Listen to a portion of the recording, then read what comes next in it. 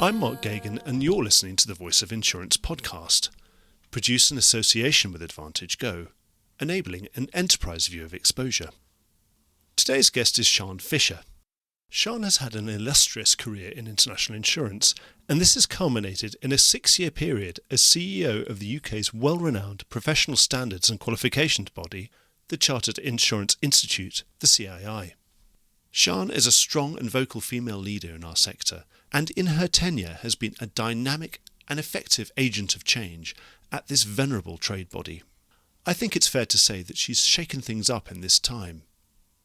Now her departure has been announced, I caught up with her to reflect on her modernising work, the highs and lows of running a high-profile organisation through Brexit and then COVID, and her vision for keeping a hitherto very traditional institution relevant in the 21st century. We also discuss things that, with hindsight, she might have done differently, and what the future might hold for this highly experienced senior executive. Sian is great to talk to. She thinks and communicates clearly. She's eloquent. She's never shy, and she's always direct. Enjoy the podcast. Hi, I'm Rick J. Lindsay, Chairman and CEO of Claims Direct Access, otherwise known as CDA. We all read about the claims nightmares in the United States of America, social inflation, nuclear verdicts, and the sky is falling. Hardly a day goes by without the news of reserve strengthening at major carriers. However, it's not all bad news. In the United States of America, we have the best legal system in the world, which allows you to fight frivolous claims and litigation and come out on top. In this kind of environment, you must get smarter about how you handle your claims and who your partners are. You have to move fast and be robust. CDA has been handling claims for over 40 years nationwide and has a team of 46 claims professionals, including 12 highly skilled attorneys and litigators.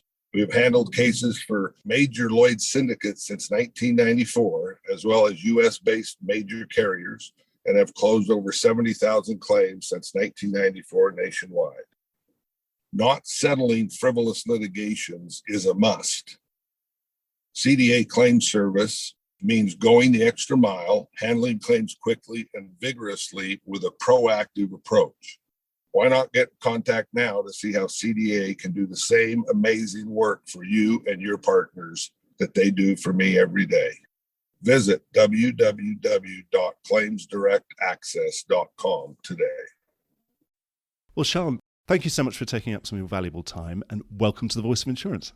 Well, thank you very much, Mark. You're now coming to an end of your time running the CII, which has just recently been announced. But let's run through your time at the CII. What have been the high and the low points, and what do you think your report card on yourself? I'm always slightly nervous doing these things because I'm actually still going to be at the CII for the next 6 months. So you know what's going to happen. I'll say X and Y, and then something will happen that will be completely different. And one thing about the time that I've been at the CII, you look back and you think it's 6 years. And one of the things people said to me when I took the role, they said, oh, well, after some of the things you've done, like entrepreneurial businesses and whatever, this will be very kind of straightforward, really, because the CII has been there for 100 years and it kind of bimbles along. And I look back on that and it makes me smile because in 6 years, 2 things that nobody ever imagined would ever happen, ever, as in Brexit and COVID, have both happened in quite close succession, and we nearly ended up with devolution as well. So whatever you think is going to happen in your tenure at anything, I think the one thing we all learn is that it's nothing like what you expect when you first start. But I remember, I think you were sat in the front row when we did the launch of the manifesto, as it were, for the 5 years. And I'd had the privilege of working with PwC, which was a fantastic thing to do, because I'd never done a Big Four consultancy. But what I did love was they said normally when they turn up to an organisation, they have to kind of invent a strategy for the organisation. And they said what was so fantastic about the CII was, of course, the strategy is on the wall because we have a Royal Charter, and that tells us what we're there to do and what we should be doing. But I think in common with a lot of historic organisations, the CII had maybe lost a little bit of the why because it had been quite focused on the what and the how, which is perfectly understandable. So I think one of the things I hope I did was really give it back that why and focus back on the charter and say, it's about building public trust, and without trust we can't do anything. But in some ways that's a platitude. So, what does that mean we've got to do? And at that launch, we sort of said we have to modernise our own organisation because we're part of financial services, which moves at a pace. And if the professional body gets behind, then, that's not going to work. But then we also have to earn a living because we're not a charity, we're not a regulator. We are a not-for-profit, but we don't have access to shareholder funds or whatever. So we have to sell things that people want to buy. So I think those were the two big areas. And we said ourselves modern, relevant and diverse because that's the modern world. And then we said if people are going to buy things from us, then they've got to believe in our learning proposition, they've got to believe in the value of membership, and they've got to believe that the professional body is going to lead them somewhere and do something valuable. So that was kind of what we did. It must have been it's a challenging time. I remember sitting in the front row there, and when you talked about safeguarding the reputation of the industry, I asked the question, does that mean you're going to become a lobby group? And I think you said very clearly you wouldn't. But you were safeguarding the reputation of the industry by making it as professional and well qualified as it possibly could be. Yeah. What would be your assessment of that? Obviously, particularly when we've had something like COVID, sort of right in the middle, where we know that the reputation of the industry has been in the dock of the media. Well, somebody said to me, what's the elevator pitch for a professional body? And I said, well, it's got to be more member professionals to serve the public, because a professional body can't do anything itself. It can only show its worth, if you like, through its members. And that's always going to be a constant challenge, because being a professional is a constant, and it's got that kind of three elements to it of your technical competence, but it's also got the behaviours of behaving in a particular way and having a personal integrity in the way that you do things. And I think the biggest element probably is that idea of a fiduciary duty, so that you care about the customer. So that's kind of a constant. I suppose you can't put that in an exam module, can you? Well, I think that probably is in principles and practice, but I think those three things are really important. But what exactly that means at any given time, because of the other circumstances that you're operating in, that is actually the real challenge throughout your career in your life. So if you're faced with a challenging conversation with a client who feels that they haven't had something explained to them properly or whatever, how do you deal with that? And I think COVID obviously brought that to the fore, because there were challenges there around clarity, there were challenges there around understanding. And actually it's been really interesting to see how much effort has gone into helping clients through that scenario. And it's always going to be controversial if an insurer declines a claim. How does the broker handle that? Why is the insurer declining the claim? So there's never going to be a perfect set of circumstances. But what you want is that out the back of any challenge, there's been real learning from it and change and improvement from it. Because as I've said, you can't go back and change the past, but you can change the future. And I think that is inherent to showing whether your sector is professional or not. Does it learn from things and does it move forward? And so what did you say with the big learning would be just the classic, and make sure if your client's not going to read the wording, at least you tell them the 10 most important and potentially difficult things in that wording? Yes, I think there was some learning around, it is challenging because customers often, we're all customers ourselves, and let's face it, insurance isn't something that most of us dwell on particularly, but that in many ways, if you've got a professional advisor, that's why you've got a professional advisor, isn't it? Is not just to tell you the good news, but also to help you to understand the things that maybe are challenging or are not covered or whatever. And I think that was a piece of learning. But if you then also look on the manufacturing side, if you look into other sectors and you think about the product manufacturers who are really rated and loved by their consumers, it's largely because the product, when you get it out of the box, largely does what you thought it was going to do and in the way that you thought it was going to do it. And the less it does and the more complicated it is, probably the less you love it. And I think that puts the onus on insurance manufacturers as well to be as clear as they possibly can about what it is their product does and how it does that. And we've all had the conversation about if you call something business interruption, then you can't blame the consumer for thinking that's what it's for. And if you call something all risks insurance or whatever, you can't blame the consumer for thinking that that's what it is. So there's an onus on the manufacturing side as well to think about the language and the communication that they're using, not just rely on consumers reading everything or advisors advising on everything. Everybody has their part to play. So at some point in the future, we'll be inventing the sort of iPhone of insurance. It'll be absolutely gorgeous, and then you get out of the box and you don't have to read the instruction manual, and it just does what you think it's going to do. Yeah, but there's quite a lot of people around who will say, well, we were making a lot of progress with that, particularly for SMEs, but then we had regulation, and that's set us back in terms of language and huge amounts of paperwork that you have to provide and forms that you have to fill in rather than concentrating on the client. But, my view is, well, that's the environment we operate in, and it's not going to go away. Financial services is hugely complicated and hugely important to consumers, and therefore there's always going to be regulation of it. So, again, we have to make a virtue out of that rather than railing against it or blaming it. You've kind of got to live within it. But I can see that bureaucracy can also be a negative as well as a positive. So you think the learning would be, say after 9/11, we learned that it's probably a good idea to have a contract. Indeed. And now it's probably a good idea to have a contract that all parties understand. Yeah. We convened a transparency forum afterwards because there is a lot of knowledge around and there's very, very good work around. But I don't know if you remember, there was a lot of focus at one point on plain English and things like that. And you do sometimes look back and think, well, where did that go? Because it seemed to be very, very popular. And I think everybody did get a bit lost in the RDR and the FCA being much more a consumer regulator, etc. And perhaps we've just had to kind of shake ourselves off after COVID and then say, right, we need to get back to some of that stuff.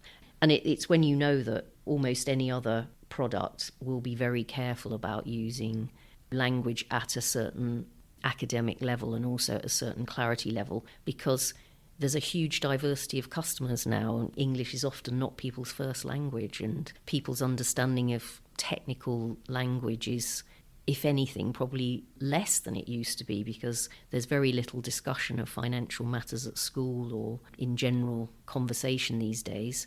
So, that puts an onus to be able to communicate even better and be clear about what you do.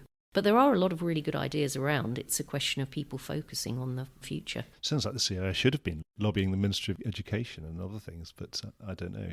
Well, governments have a hugely challenging job. Everybody blames them for everything. And they have the same issue as everybody does with who do you communicate with, how do you communicate, how do you achieve an outcome. And the clearer we can be as well with what we can contribute to what they're trying to do, the better.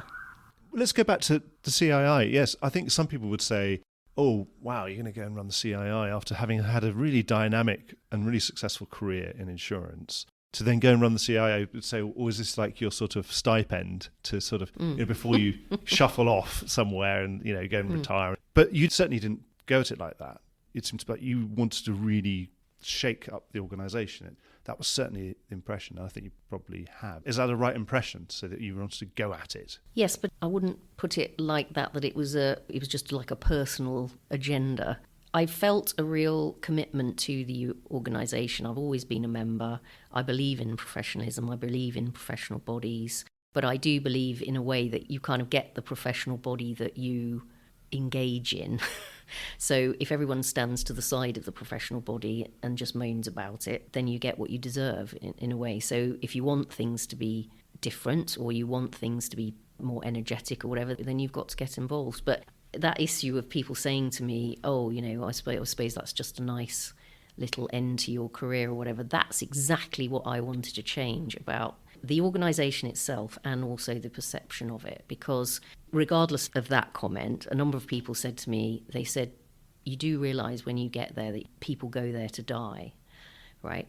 And that's completely unfair, because I know a lot of the people, I already knew a lot of the people at the CII, but goodness me, if that's how the professional body is coming across, professional bodies are all about young people, people starting on their careers, people qualifying to. The last thing you need is that a young person is thinking, wow, this is the elephant's graveyard, I'm not going there. So I think the board of the CII had some concerns about that as well. And so it was a mutual conversation when, they were talking to me and other people about taking on the CII. But I said, look, if this is a modernisation agenda that you're looking for, then I'm probably the right person. But, if that's not what you want, then I'm probably not the right person. What do you think were the highlights, looking back now? Well, I felt I suppose, three things. When I went into the organisation, what I could see was a very high level of integrity, could see a very high level of commitment. And actually, it was a diverse workforce. And, in some other places I've worked in the city, obviously that wasn't the case. So that was hugely to be applauded. But I did feel that people were sort of a bit trapped in the past because there were quite a lot of historic infrastructure things that needed sorting out. First of all, the IT system, just basic stuff. How can people really feel they're part of the modern world if they come in every day and everything that they're doing and everything that they're using and everything that they're seeing is not? That's bound to have an impact. So it was about saying this is not a heritage organisation. This is right at the centre of things today, and therefore what do we all collectively need to do to make that the case? So that's been a big highlight. So you're in our office today. It's modern. Yeah. And it's in the walkie-talkie, 20 Fenchurch Street. In fact, a friend of mine worked briefly at the CII about 15 years ago when the headquarters was Aldermanbury, and it's gargoyles and what do we call those little shields with the fire? Are they called fire stamps? Fire marks. Fire marks. Yeah. He described it as Hogwarts. He loved it, but he said, was moving out of Aldermanbury part of that, almost to become a physical symbolisation of getting into the modern age? I didn't look at it as a symbolisation. I think us moving out of the building and the building itself are actually two separate issues. I had a really good look at what could we do to the office space, because there's a difference between somebody coming in and seeing the state apartments. It's like a palace, you come in, you see the state apartments and the ormolu and all of that, and you think, wow, this is fantastic. And then you go behind the servant's door and you see actually what the office space is like. And the building was never designed to be an office. It was designed as an institute. And so even bringing rooms together or stuff like that was incredibly difficult. And the building itself was very challenged from a technology perspective. It's listed, there's all sorts of things.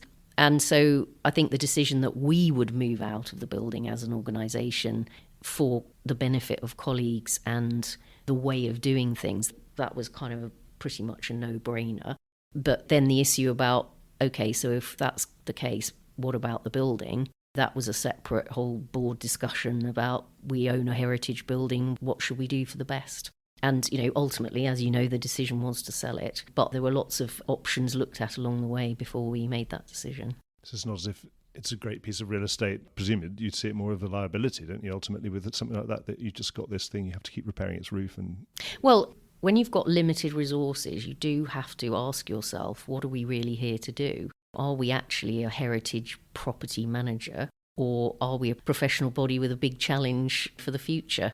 And they're not necessarily mutually exclusive, but you just have to be practical about some of those things. But without ignoring, at your peril, you ignore, how people feel about things, however rational you might be about what needs to be done. And that's why we were actually incredibly lucky that the City of London were interested in buying the building, because I think that decision would have been one step more challenging if they hadn't been so up for taking the building on. And they do this for a living. It's what they do. And they actually own the whole of that Guildhall site. They'd always wanted to buy the building, in fact, because it's just that funny corner of their whole site that was owned by somebody else. Yeah, and it always struck me as odd because it's not in the insurance district. It's well, in the middle of all the banks. Well, of course, it is now. That was the other thing, is that, most of us that worked in the building spent our whole lives. Alison Potts is fantastic about this, that she had a little wheelie bag because running the Insurance Institute of London, of course, she spent her whole life walking over from the building over to the insurance market. But in fairness, when the building was built, obviously, it was really the the sector then was the big life offices. I mean, that was insurance at the time. And of course, they were over there because you had the Prue building and the Pearl building and all of that stuff. So it would have been a more logical place at the time. So now you're looking back, what do you think the biggest achievements have been, the moments where you can punch the air and say, wow, this is a bit of success? Or you've started off a lot of processes, and how many have you been able to say, we've got this done? Yeah, well, we did deal with the building. We have dealt with the pension fund. We are a long way through getting off our 30-year end-of-life IT system. Colleagues do now come in with headphones and laptops. We've got a big achievement is anytime, anywhere working, because there's always an accusation if you're an institute that you're very London-centric and you're very static and you don't care about your members in the Midlands as opposed to your members in London. Well, I think the way that we've now got our staff are in all four corners of the UK plus overseas, it's got a very different feel. It's not, well, you're here today and you can see it's Friday and basically everybody's working at home. So that would have been inconceivable. So I'm proud of that. And then I think we've shown that the CII can lead a number of things in the market as well. I am very proud of ensuring women's futures. When you go back, you can't quite remember how little conversation there was at the time about the fact that women's life journey is just different. And I think everybody go, yes, yes, yes, but I don't think anybody had really focused on how much of an impact that therefore was having on women's financial resilience. There was an uncomfortable feeling that women probably weren't in a great place, but nobody'd done the rigorous research or kind of come up with a framework of analysis that just factually, from government data, just put that squarely, plumped it right in the centre of the conversation. And it's hard to always to know just how influential that's been. But when you think of all the conversations that are happening now about pensions, about the ladies that didn't get what they were supposed to get from the past, the fact that part-time working is very well intentioned from society, but actually it's having quite a detrimental effect on women's long-term careers. And those conversations weren't even possible 5 or 6 years ago. And now it's like in everyday parlance. So, yes, very proud of that. And that was another really big launch event in the middle of the South Bank. It was very interesting. What about low points? Would it be COVID? Yes, I think anybody who said that COVID wasn't, people lost their lives. And in a weird way, it was a bit of a high and a low for us, because what it did show was that the huge effort that the staff had made on the modernisation programme did mean that, whereas a lot of organisations were very challenged about closing their offices and getting people home. I remember people just didn't have laptops. Right. That was a bit of a high point because we didn't have any of that, because we'd largely had to address that when we moved out of Aldermanbury. But having said that, I think what a crisis does is it rewards you for those things where you're ahead of the curve, as it were, and then it punishes you for those things that, your to-do list of things that you know perfectly well should have happened already, but there's only so many hours in the day and nobody's ever perfectly. But we had, on the 23rd of March, what we were looking down the pike of was no more exams at all for the whole of the rest of the year. In-person exams at your local leisure centre or whatever, That's exactly how we did them. And of course, there was a whole plan to change that. In fact, it would have happened this year rather than last year. Obviously, that was a low point. And then it's both a high and a low. I mean, we did actually manage to pull our whole exams modernisation programme forward by a year, but there were risk sacrifices that were made in order to get things back up and running. And then too many students then didn't have a great experience of the first attempts at remote invigilation, stuff like that. So there's always a trade-off afterwards when you look back and think, should we have done that a bit more slowly, or what should we have done? But, you make the judgments you make at the time and you do your best. So that is a bit of a good and a bad. Well, as a parent, I can sympathise with the children doing university entrance exams and all sorts of crazy things. Yeah. And the other punishment there was obviously that was a revenue hit, and that put you into deficit. Is that something you think it's just going to rebound?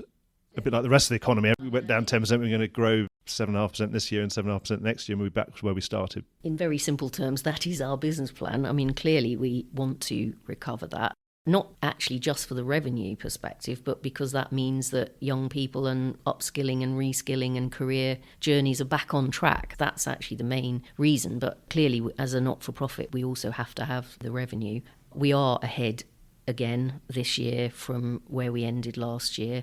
But, like the economy, it's probably going to take another couple of years for us to get back where we want to be. That was reflected dip in renewal rates as well, I suppose. Difficult times for people, or they were too busy doing something else, weren't they? It's uncertainty. And of course, we had the dual uncertainty, not just of, gosh, am I going to keep my job? Employers thinking, gosh, where is this all headed? I think any form of uncertainty always makes people sort of clam up a bit. There's a kind of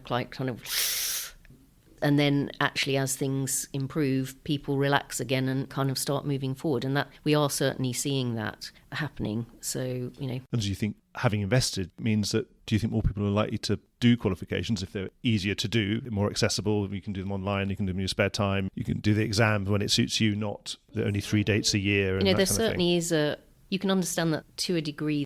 There is a bit of a generational issue around some reaction. I mean, obviously young people have grown up with doing everything online. And also young people have grown up, as I said, doing things more independently because everyone has their phone and they all sit in their room and do their stuff and they know how to access services and everything through that mechanism. Whereas if you grew up and did things before that, you tend to think a bit more you have to do things in a group or have to be directed to something and told how to do something. It's a difference of attitude. But I think there still is a real place for community and cohorts. And I think in this post-COVID, highly digitised world, we do have to remember that human beings, however intellectual, are also emotional. And, you can get very lonely very quickly if you just have services bunged at you and you don't have anything human that kind of goes around that. And that's where I've loved watching.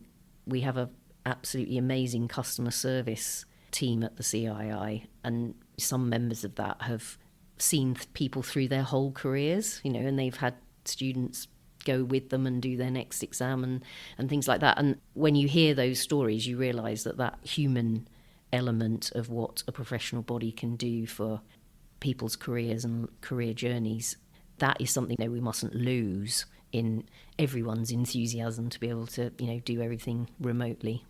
Now, looking back, is there anything you would have done differently?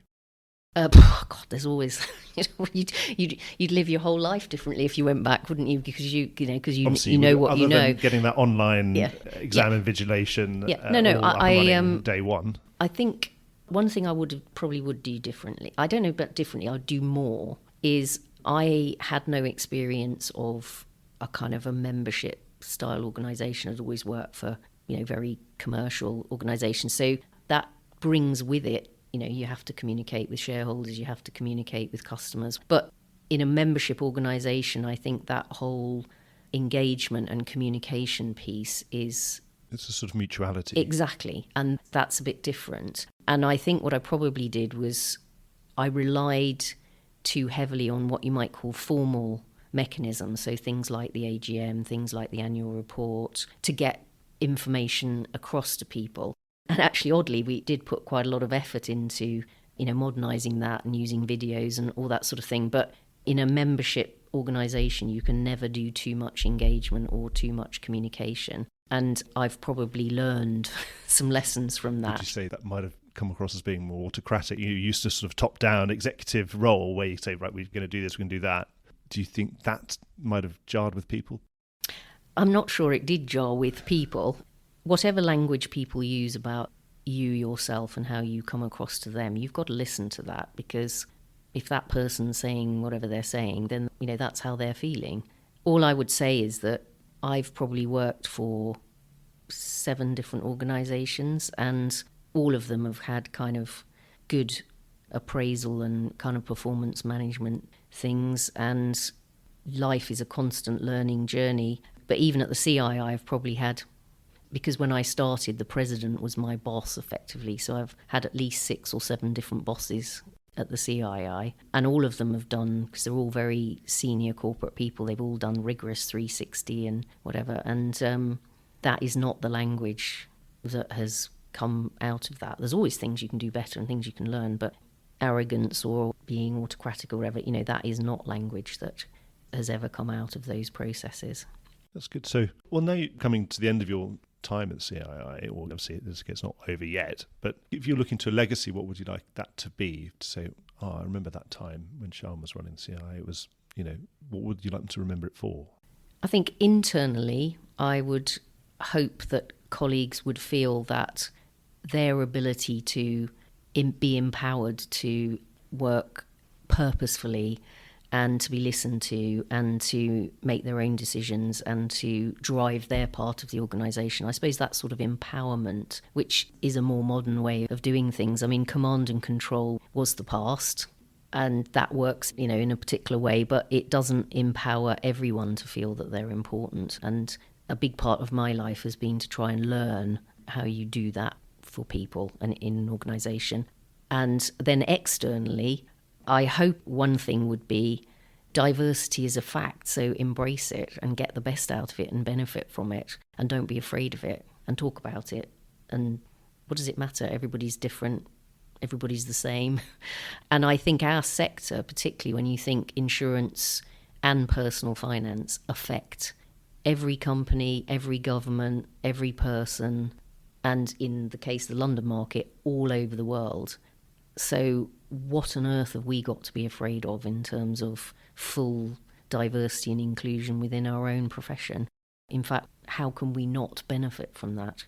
And one thing I've always felt the insurance profession benefited from was certainly there was no particular socio-economic barrier in our profession, where obviously there have been barriers in the law or medicine or other places, and we should be rightly proud of that.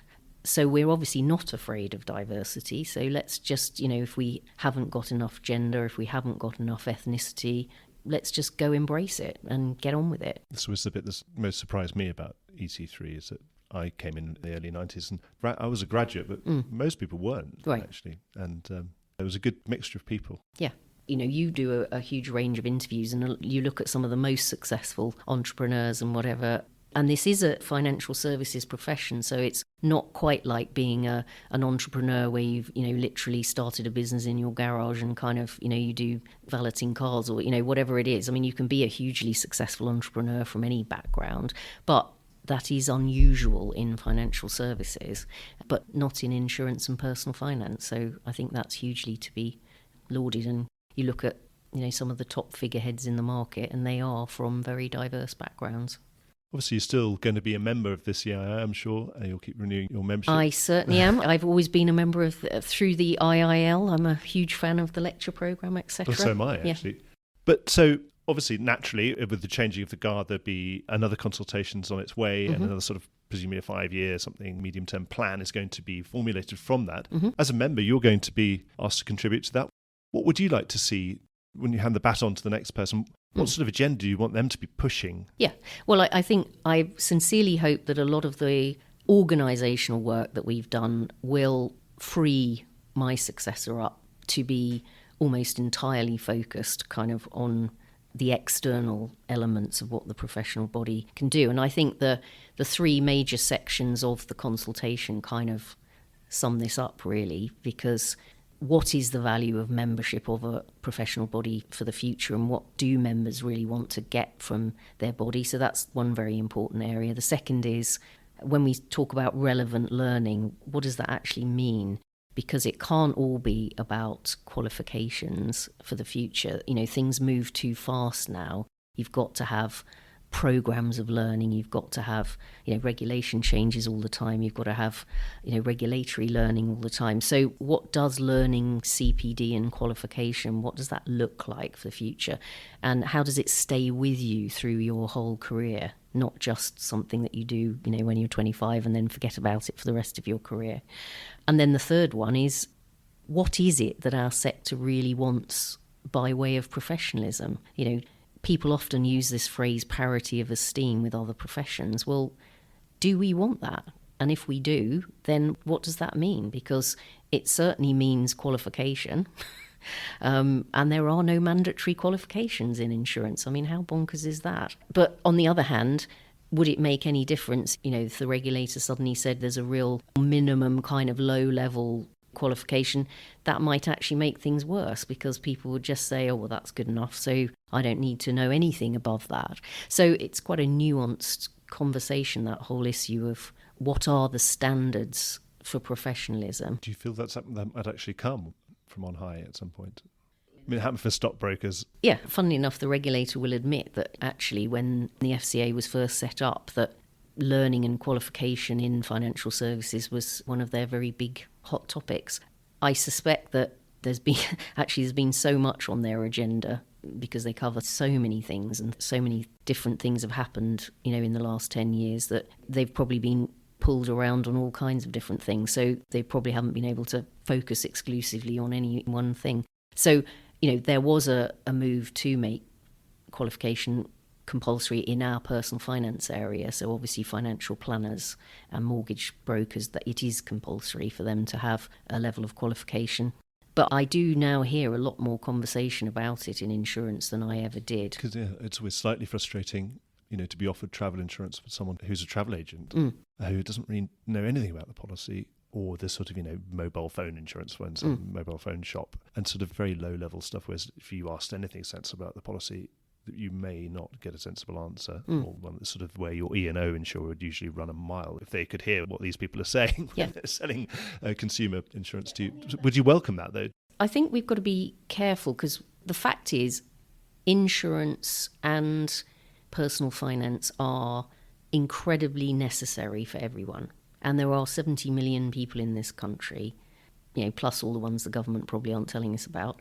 And there are 100,000 insurance brokers and there are 30,000 financial planners, right?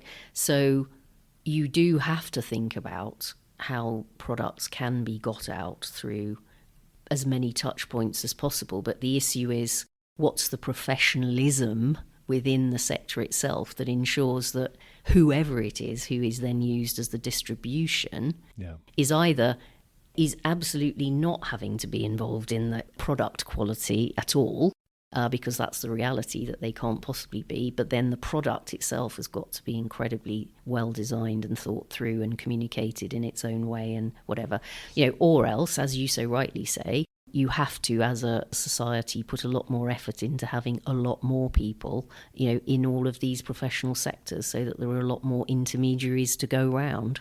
Yeah. So, but in general, you'd say stick to the higher added value stuff, commercial insurance, the sort of thing where a broker or an insurer or an agent is going to have to do a lot more explaining, and maybe leave the commoditized stuff, get that product properly regulated and let it be commoditized and then sold like soap. Well, but then if you went back, I don't want to digress, but if you went back to Georgian times and you bought a bar of soap, frankly, you didn't know what it was, right? And now you're not allowed to do that. If you make soap, it has to be soap, right? But so chemical numbers and things. Exactly.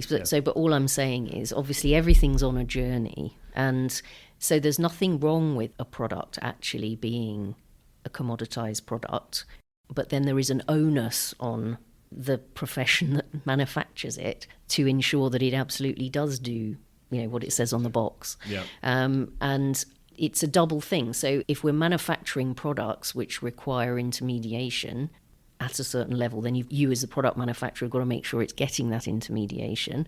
Or if intermediation in a physical sense is only possible, in a particular context, then we've all got to talk about that and we've all got to think about what we do.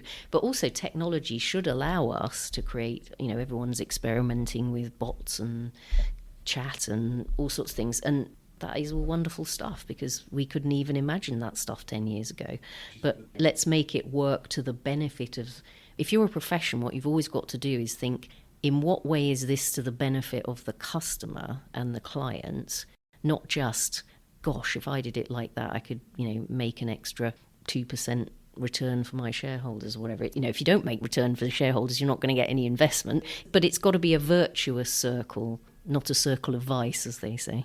And so actually talking about technology, do you think there's some point there'll be a role to play for, when we've got these bots and these algorithms, do you think there'll be a way of making that algorithm get the equivalent of its ACII somehow? Do you think there probably has to be? Right, I know that sounds really weird, but if we're to have ethical use of data and we're to have ethical use of chatbots and all of this sort of thing. I mean, obviously you don't make it sit down in a, as you say, in a leisure centre in Sheffield and do that, but the process that you would go through to help a person to do things properly is actually exactly the same thought process that you would go through with any program or algorithm, because just because it's a computer program, it's still written by somebody, or I know in the future it may be written by itself, but there's still a process there. And in the same way as with people, you've got to make sure that they go through the right process. We've got to do that with technology as well. So that might be in the next plan, or at least a way of working out how to engage with it now. Well, I mean, there's a lot of good thinking around that now. And, we produce companion guides to our code of ethics, because you can keep changing your code of ethics or keep changing the language in your code of ethics, or actually you say, do you know what, the Bible still says what the Bible said 2,000 years ago, but the issue is, how do you help people to relate their experience today to that language? And that's what the companion guides are for. And the market did help us to put something together on AI data and how you can put a customer emphasis on that. So there is a lot of good thinking around about this stuff, but people have got to want to go in that direction. Yep. And obviously CII is a very international body, sort of within the Anglo sphere. Would you think more globalisation of insurance qualifications would be good and obviously be something that the CII could lead? Or do you think it's not really going to be possible given so many local jurisdictions? Well, I think we should be very respectful of the work of some of our predecessors, because if you look around the world, obviously, as you said, it's largely the Commonwealth sphere, as it were. But our predecessors at the CII were very instrumental in helping a lot of countries around the world to set up their own insurance institutes. And, a lot of them did use the basics of what the CII would have been doing, whatever. But the world has moved on a lot from that. In countries are a lot more sophisticated. Countries have got their own governments and regulators and whatever. So you've got to be careful that you don't think just because you were way ahead of everybody in 1890 that you're still going to be in that position. So it's a partnership now. It's much more of a partnership. But there's no doubt that every consumer everywhere in the world needs the benefit of both insurance and personal finance. And what they need is not just that, but they need reliable products, and they need them from professionals who are there to help them. And that is a bit of a universal standard. What does that mean? What does that look like? And those are conversations that can usefully be had globally. Because I always say, what you'd expect from a doctor is pretty much what you would get. Their approach, their ethics, whatever, you'd pretty much get that in any country in the world. I don't know, aviation engineers, there's pretty much of a zero tolerance for planes crashing everywhere in the world. So it can be done. So, people getting trusted and trustworthy insurance standards and products and personal finance standards and products around the world shouldn't be impossible. Right. Well, Sian, you've given back to the Society of Insurance with this time at the CII. What are you going to be doing now? Do you got any plans for future career, or are you just mulling up different options? I think there'd be so many different things open to you. Well, that's very kind of you to say so, Mark. We shall see. Well, there's so much going on as well. As will we see you running an insurtech or an old incumbent? What would you like to do? Or have you already got something planned? No. I mean, can I be very honest? I don't know the answer to that. I had already taken a non-exec role with Asta, the Lloyd's managing agency, before I took the CII role. And, we sold our business to Gallagher's. And when I left Gallagher's, I hadn't necessarily intended to take on another full-time sort of CEO role or whatever. But obviously the CII was a very intriguing prospect. And so I did. MGAs are motoring along. Exactly. So, I mean, I don't know. And if I know this may sound a bit naive, but I've never been somebody that's very good about thinking what I'm going to do next until I've finished what I'm doing. You won't jump to another trade body or a lobby group or something? I would doubt that. I mean, I've usually tried to do something different each time I've done something. So if you look back over my career, it's not a linear career in the corporate sense. I've done lots of different things.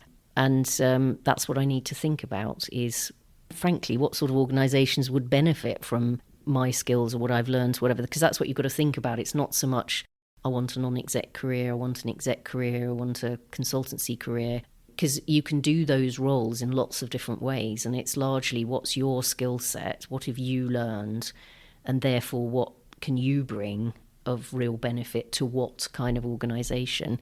And those are things you have to give a little bit of thought to. But I'm quite fatalistic, and I think, to a degree, you can have all the plans you like, but the next minute somebody will come and say, what about this or what about that? And it's almost always, in my experience anyway, completely different from what you thought.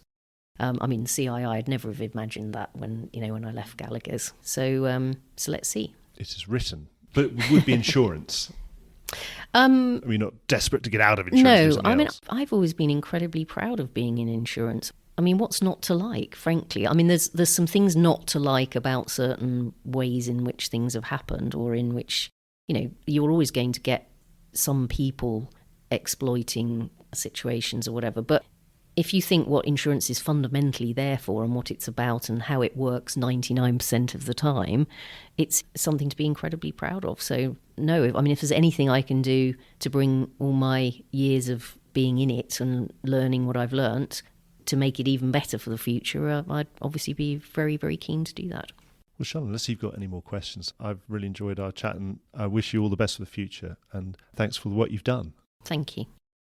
Well, I hope you enjoyed today's episode. If you did, don't forget to subscribe or leave a like or a review or recommendation on whatever podcast platform you used to access this programme. These really help get the word out. Before we go, just a quick reminder that advertising slots are available here and in other places in the Voice of Insurance podcasts.